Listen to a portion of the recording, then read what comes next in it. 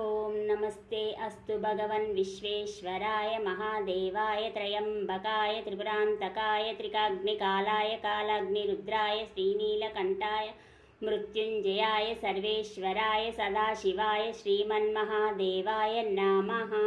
ओम नमस्ते अस्तु भगवन् विश्वेश्वराय महादेवाय त्र्यंबकाय त्रिपुरांतकाय त्रिकाग्निकालाय कालाग्निरुद्राय श्रीनीलकंठाय ॐ त्र्यंबकं यजामहे सुगन्धिं पुष्टिवर्धनम् उर्वारुहमिव बन्धनात् मृत्योर्मुक्षीयमामृतात्। ॐ त्र्यंबकं यजामहे सुगन्धिं पुष्टिवर्धनम् उर्वारुहमिव बन्धनात्। ॐ त्र्यंबकं यजामहे सुगन्धिं पुष्टिवर्धनम् उर्वारुहमिव बन्धनात्। ॐ त्र्यंबकं यजामहे सुगन्धिं पुष्टिवर्धनम् उर्वारुहमिव बन्धनात्। ॐ मृत्युंजयाय रुद्राय नीलकंठाय शम्भवे अमृतेशाय शर्वाय महादेवाय ते नमः।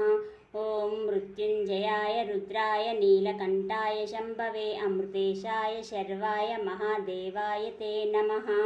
हर नमः पार्वतीपतये नमः।